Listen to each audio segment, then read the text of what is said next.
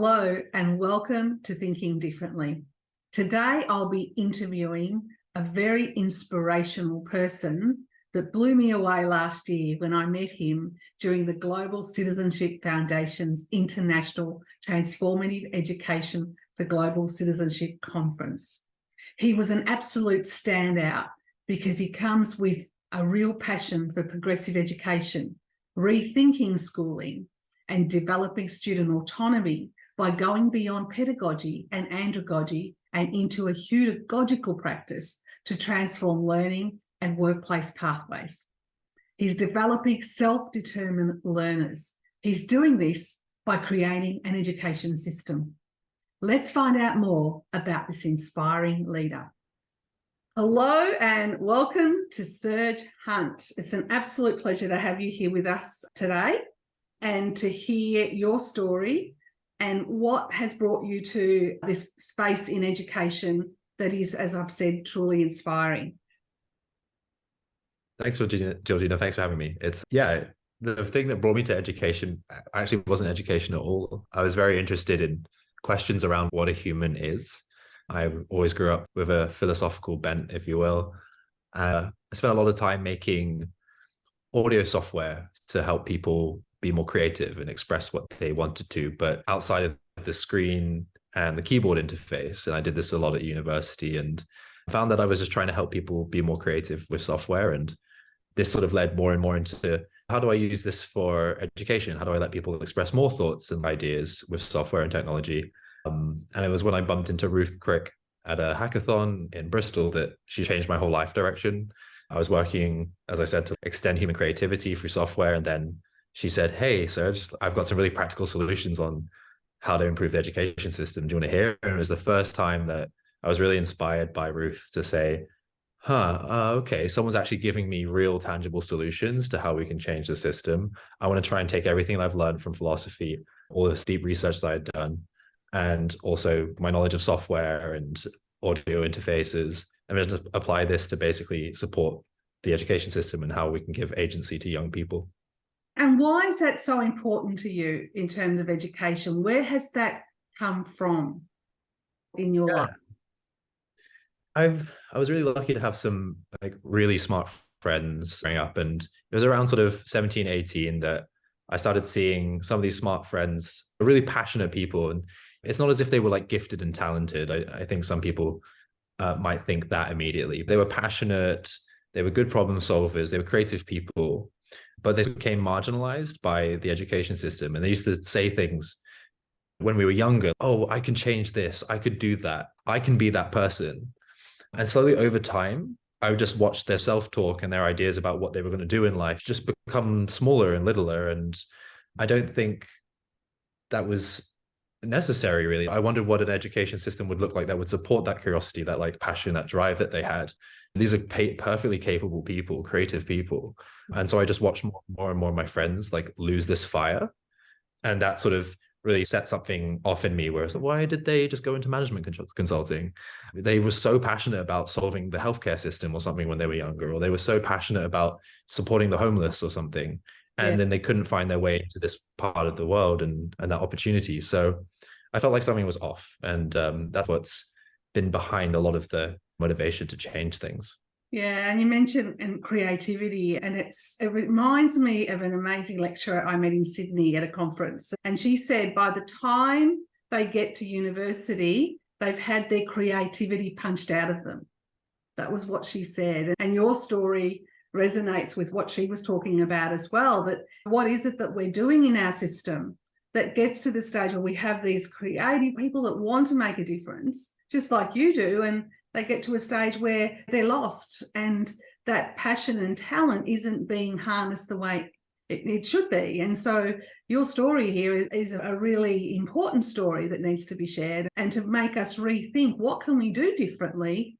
And you've obviously done that, which I'm excited for you to talk a little bit more about in reshaping what we can do so that young people can have a future that inspires them and they're passionate about, they're feeling they're making a difference. And your story really resonates with that too. I want to ask you another question. What inspired you from this experience to create City as a school? Yeah, so there's basically three big questions I've been asking myself for a long time. And I maybe wasn't clear on these until a couple of years ago, but I now realize that these were the questions I was asking. They're basically, what is a human? What supports its flourishing? And how do I raise my kids? The city as a school is basically my best answer to that.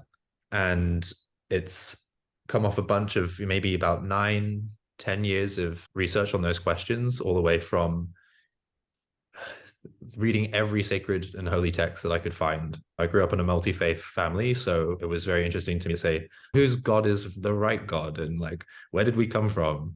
All the psychology that I could find and say, okay, is a human like a material thing? Are we a mental thing? And then basically City as a School is coming off of a lot of sort of thinking around, okay, if a human is what I believe it to be, and I could build a structure around it that would help promote its flourishing, it would be look like City as a School, which at its core is a learning ecosystem. And that's a kind of nerdy way of saying it's a marketplace. It's a place that you book different classes. You can book a class in one learning center in your city. You can then go to a lecture in another place. You can find an online tutor. You can find all these resources to go and learn. And then you stack them together into this learning journey through a learning ecosystem, and you create this custom pathway. All of that stuff in your like custom pathway gets bundled into your portfolio, or like this reflection of who you are and what you've done and like what you know. And we call this your learning record. And it's like part portfolio, part journal.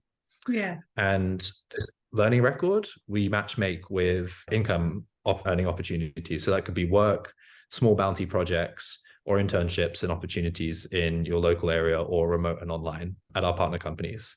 So those are the three really big things, but really inspired just by, okay, how could you support humans to like have agency and take ownership of what they learn, lean into their passions and go from, hey, I have passions or ideas, and I want to find the quickest route to go to these opportunities. And that's what City as a School and learning ecosystems provide, is that dynamic pathway to that. And I know you've been already working in this space with quite a few young people and people that are providing the learning opportunities for them. And so what feedback have you had so far with what you're doing? Yeah, so I think the first thing that comes back is really like a lot of people saying, oh, I wish I'd learned this earlier. I think there's a huge wasted time that goes into high schools. Yeah. Where I think everything up to about high school is necessary and it's good to get those foundations in. I'm like a big fan of Montessori education. Really think before 13 years old, we have some good formulas and recipes and things to just repeat. So you get good numeracy and literacy. It can be improved, but there's that whole wave of 14 to about 19, which is the group that we serve. Most of the feedback is, wow, like I can't find this in my school. I learned more in these 4 classes than I ever did, like in years of being told this elsewhere. I actually got hands-on experience building something, and also other young people telling us, hey, I have so much more confidence to just go and talk about what I'm doing. I made my first dollar online. I sold my first product. These are the kinds of things which really light me up. And I think they're the things that like 14 to 19-year-olds really want to do, because the world outside of school looks so different to what's happening inside school. And that's the general feedback from the learners.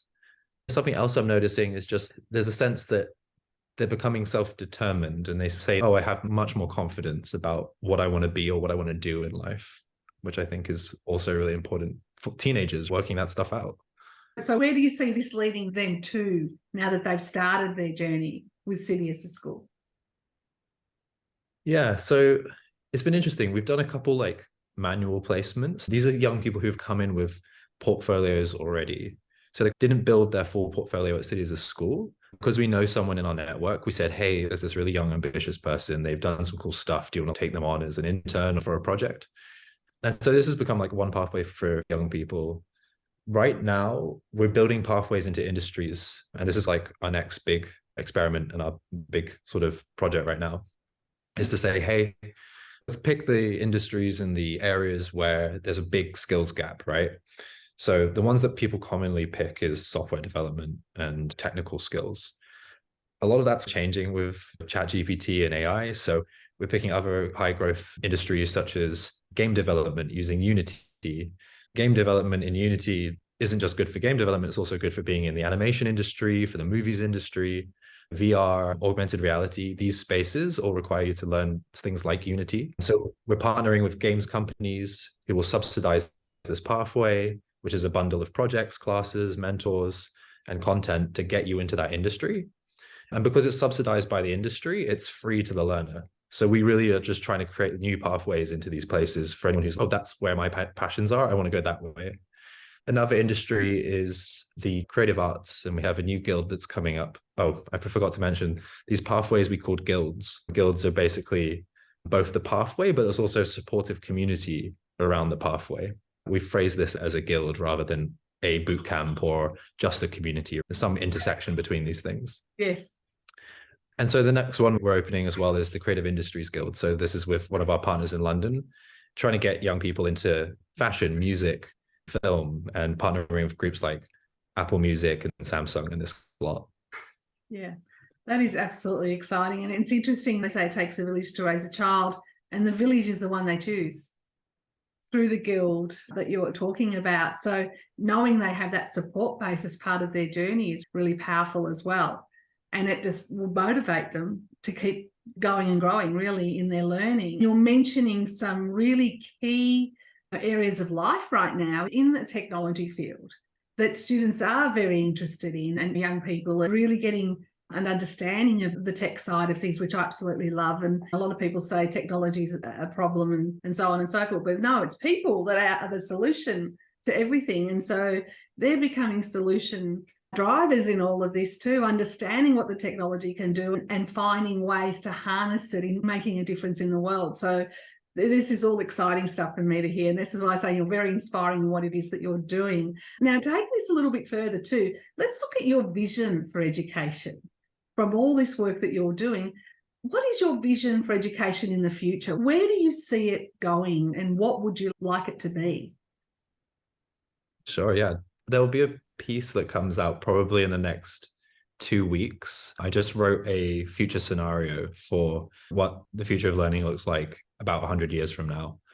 It's written 100 years out from now, but it could quite likely be earlier. I'll call it 50. So I think one big aspect of this writing that I was doing takes the form of a journey with a young person, maybe 21 years old, called Uma. And Uma is living in Buenos Aires, and she's part of a learning ecosystem that's available there. And Uma gets up in the morning and she's moves to the side of her bed. She's got like a soft glowing orange screen that opens up, like hovering above her bedside table, and says, "What are your goals today?" And she sleepily goes beep, and some bot gets to work on that, like what's known as an auto GPT. So it's working in the background before she's done anything. She's going downstairs, she's brushed her teeth, she's getting ready for meditation, and she's getting ready to join some friends later in the day. Does her meditation, eats her food, and while she's eating her food, there's a voice, a synthetic voice saying, "Hey, like all of your friends are working on these projects today. They're going out to this part of town to work on this. So-and-so is rebuilding the park. This person has decided to build a website project for someone else. Some of your friends are studying how to build things with their hands. They're building furniture at a local learning center." So she's getting these updates, what her friends are up to while she's eating breakfast. And then she grabs a bag after breakfast, leaving inspired. She has all these ideas about what her friends are going to do in the day. And so she meets them all at the learning center just down the road. It's around the corner. And she walks in, and all her friends get up from their chairs and they turn to her and go, "Hi, you've joined us. You heard about our projects. What are you going to do?" And then they all stare at this table in the center of this learning center. And then in this learning center, one of the like local community leaders basically says, "Hey, everyone put on your augmented reality glasses. We're going to look at what's happening in the city."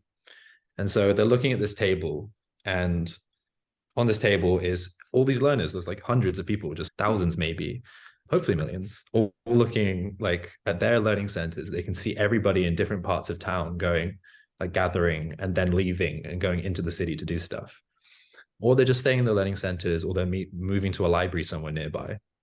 And they look at what everyone else is doing. They debate like what their goals are for the day. What do they want to learn? What do they want to make? Do they want to create something? Is that really what they want to do that day? And then they leave and all get to work on that. and they'll pick up different projects at different places. Either you could be doing something in the morning, learning about tectonic shifts or something with some friends.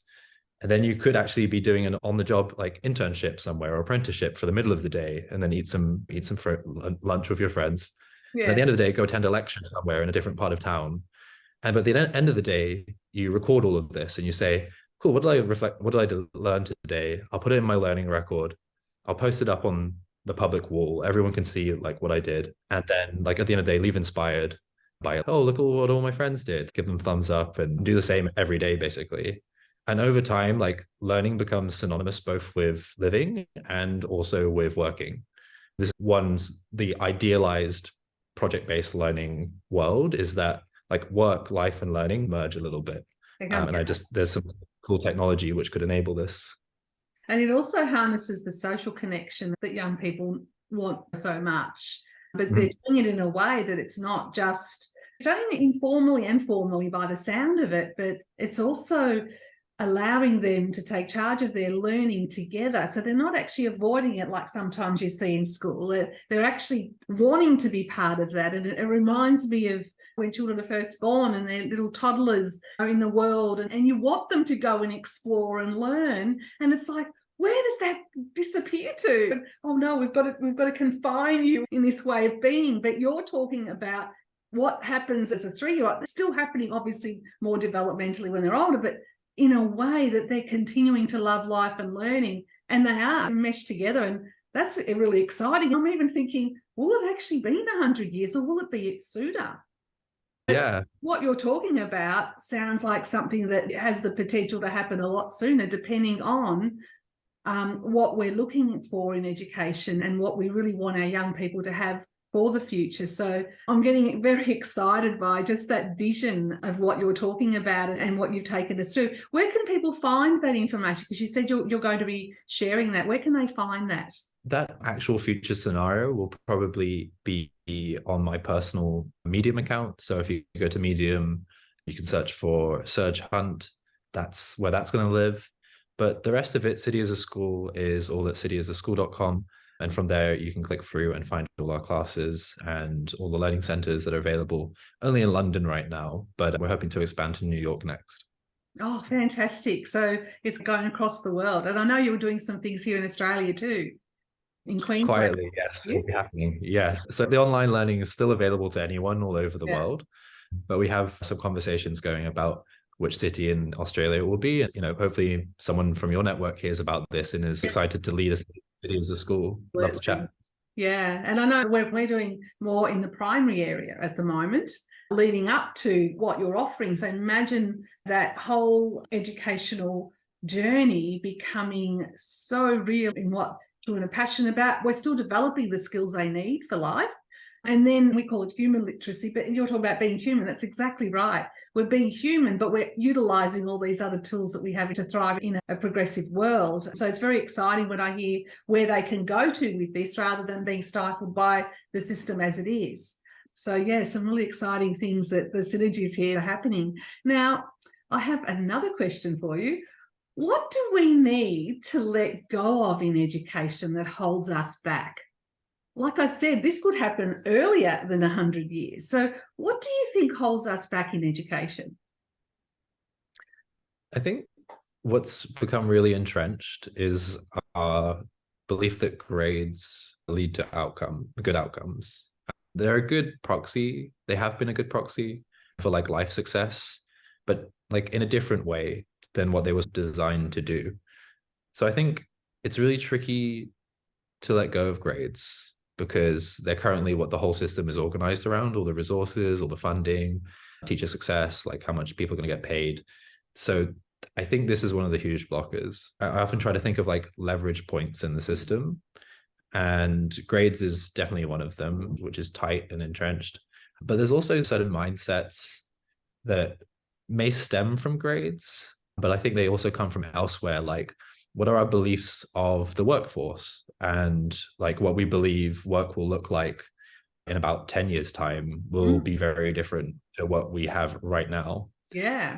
So our beliefs about work, our beliefs about grades and what they like signal as success, or if they signal success, also our beliefs around other things like travel, and these are less thought about. What does it mean to be a community? And beliefs around family also hold us back. I see all sorts of beliefs around, hey, we only look after our family, and this is your family, and you stay over there. These are all really hard to let go of, but are all being challenged through the rapid change of stuff in society. But the biggest one I still think is grades. That's going to be the hardest to shift. Yeah, and I understand that I've actually studied for 2 years with my master's looking at standardization and looking at high stakes testing and the huge impact on wellbeing and education.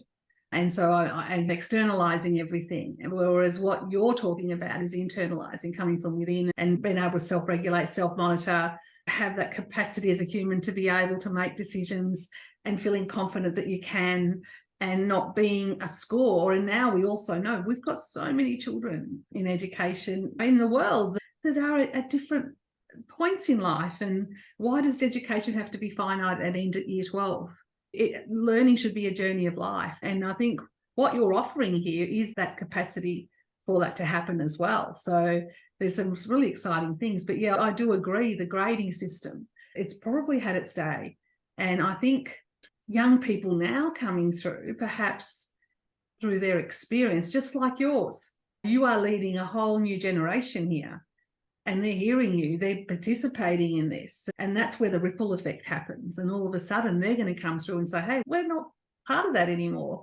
This is not who we are. This is not where we need to be. So I think what you're doing is creating that ripple effect, which I think that's what I'm excited about to know. And to know that young people, we talk about mental health, for example, having a system here like what you've got where they're making choices, they're feeling empowered, they're seeing their progress through their learning journey, not through a grade. It's finite, but rather something that keeps going, and they're transferring learning. We know that research tells us transfer of learning is hugely powerful. So it can't just be finite. It's got to keep going and growing. So that's what you're doing, and that's very exciting to hear. I'm just looking at my questions over here too. Is there anything else you wanted to add to before I ask you the next one? Yeah, just on that, I almost find like what's happening is it's happening of its own accord. And if you haven't noticed it happening, it's likely because we're living in just our own like little worlds of what we can see and what we can sense. I'm quite lucky. I get to poke my head into lots of different conversations and see like how different things are moving. And one of those conversations is around the future of work. And you're mentioning I'm leading this movement of things and people are responding. And I think that's like in some sense true, but more than anything, I see this thing that's happening to Gen Z where they're trying to enter the workforce. And there's such a stigma towards Gen Z and what they're capable of that there's already like a bias in how people think about hiring this generation. And then from Gen Z's perspective, they've been through 2 years of COVID and their mental health is different. Their construction models of the world are different. They've lived in social media their whole lives. Like I'm still lucky enough to have seen what vinyl and tape are, but this is another generation that's bred differently. Yeah. And so this clash of like their expectations around what it means to build a career and what the career side are saying, hey, we don't believe that you can do 2 years, 3 years at our company. They're going like, no, my attention span is this short. And that clash is meaning that there's the overspill going somewhere. Exactly. They can't get into the workforce.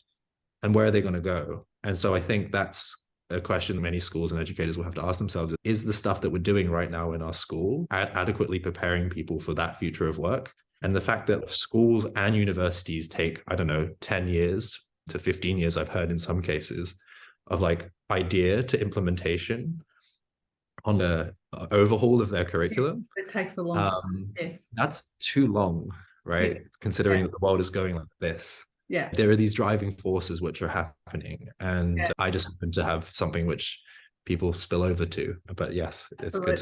It's exciting. Right. Yeah, it is exciting. Absolutely. Yeah. In the early 2000s, I was at a conference. It was an ICTV conference here in Melbourne. And we were in a room with other leaders in ICT.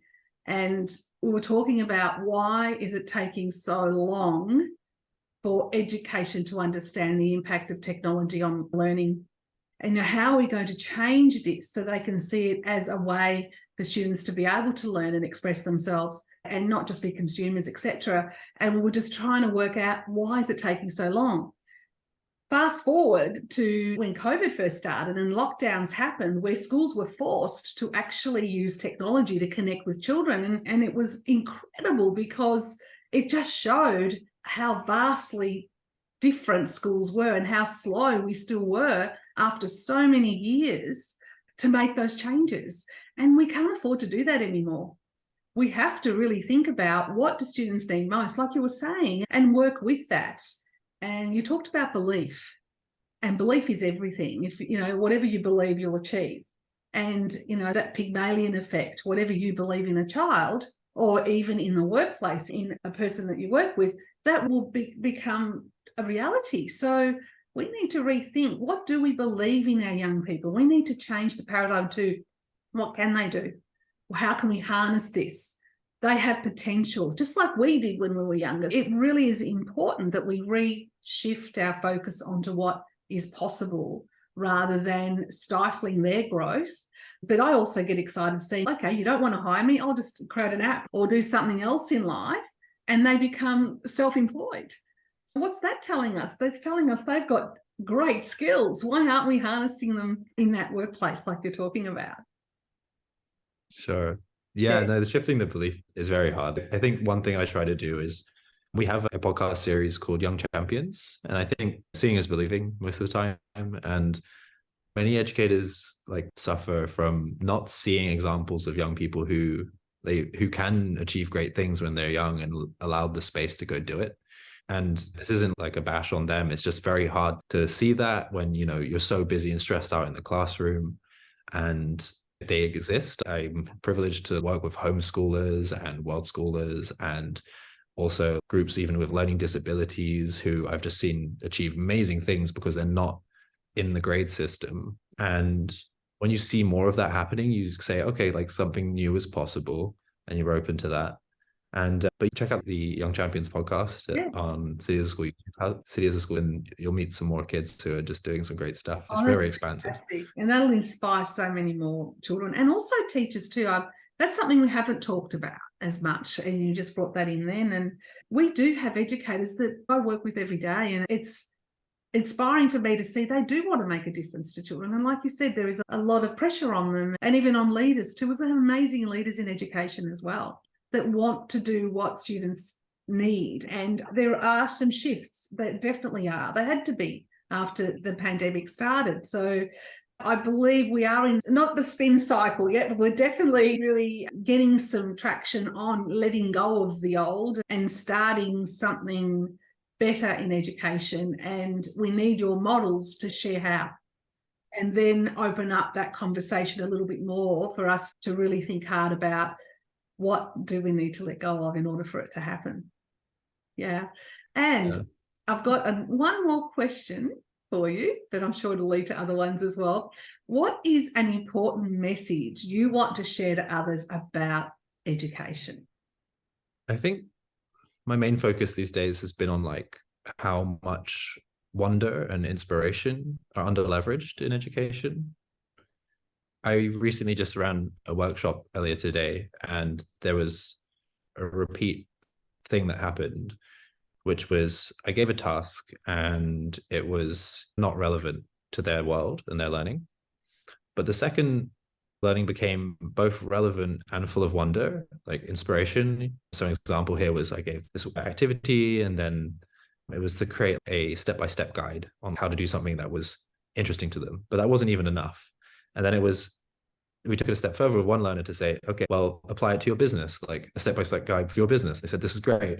And then said, okay, let's go up another level.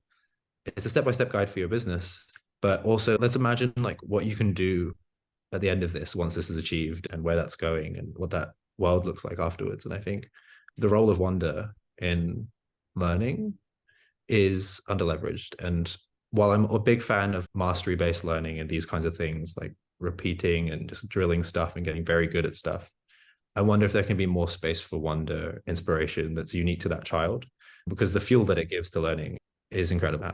It just takes a little bit of time to sit with it and find out what that is for each young person. Yeah, that leads to knowledge construction, doesn't it? Which is a 21st century skill in itself. And you're right, we still need those basic skills first, because if we don't have that knowledge in the first place, how do we get to developing that wonder and awe in ways that come with skills too? So obviously that's more in the elementary side of things, getting that happening, but also still having wonder and awe along the way, so they don't lose it when they get to the secondary or the teenage years where you begin your work as well. But certainly that wonder and awe is just so powerful, and it continues that thirst for knowledge and keeps students engaged and motivated about life and themselves as well. Now, before we go, I'm going to ask you a question about you this time. Where's Serge Hunt going to be now, like in the world of education, and where are you going with all of this? Is City as a School the only place you want to be, or are there other things that drive you in what you want to do in this world to make it a better place, obviously? Yeah, that's a fun question. I don't often get asked it. I think about what I'd like to do in the world in terms of 3 E's. And the 3 E's are education, economics, and the environment. And I thought I'd start with economics. And so I spent a bunch of time sitting in the back of lecture halls learning about economics, and that was fun. And I said, hey, we need to redesign the economic system. Like, we're in a hungover zombie designed by people who died a long time ago, and our world has fundamentally changed. The economics that applies to us today is not the economics that we should be living in. We should redesign a bunch of this stuff. That turned out to be like too big a scale. So I started at education, and this is where I'm at. So I don't know how long, but my goal is to progressively decentralize City as a School so that it's a teacher-led and owned network, and maybe the parents are also co-owners of City as a School. So it'll be progressively decentralized. So there's no central management, or little central management. If I can do that successfully, I'll move on to economics, and I'll start working on redesigning economics, which in turn will also impact the environment. And that will probably be the arc of what Serge does in life: education, economics, and then lots of work in environment and regeneration.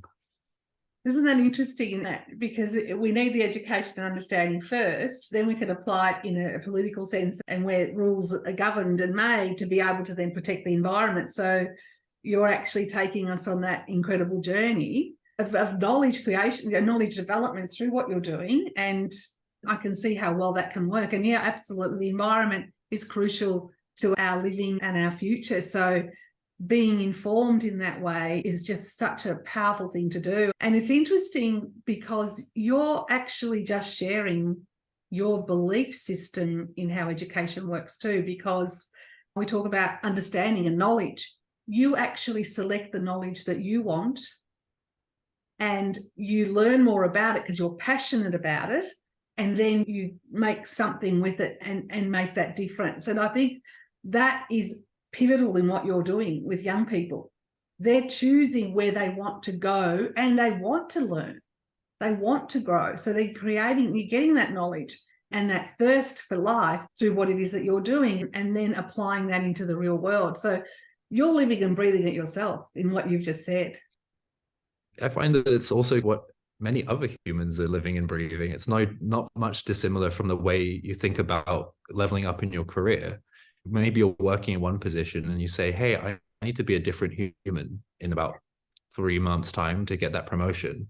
Yes. I'm going to go find a bunch of information so I can level up and start bringing this into my person, and like changing my identity and meeting different people and going to different social events. And then I hope I can participate in the economy in a different, better way. Yeah. So everybody's doing this just in the way that they work. And I just find that school is a complete disjoint to the way that we approach a world of chaos and turn chaos into order, and then manipulate that in controlled ways to achieve outcomes and goals that we set for ourselves, right? This is every human's job. And somehow that's not what kids get to do. And so it dehumanizes them in a weird way. And so it's what we're all doing, living and breathing it. And I like to think of the way that I design City as a School is just the design philosophy that I joke around with is actual life plus plus. It's just what you would normally do, just more. Yeah. And that's about being human. That's exactly what it's about. This is what we are as human beings. Let's really maximize that. Let's be passionate about what we do, and we're going to see happier, more intelligent, and far more, I think, active, or proactive, I should say, young people in this world that'll make it so much better for our future, for their future and future generations to come. And I think it's a really great way to finalise our incredible interview. I just want to thank you so much. This is incredibly exciting, and I'm hoping people that watch and listen to what you're doing will be inspired to find out more. Perhaps we'll have some young people that listen to this that will say, yeah, I want to be part of this. And hopefully some schools too, because there's no reason why schools can't connect with you and have this opportunity for them to learn in the way that you're sharing with what you're doing in City as a school as well. So let's see this grow. And I think for educators too, just to see this as well, I think they'll be inspired, and leaders in schools too. So thank you so much, Serge. You have given us a whole wealth of information and I think hope in education.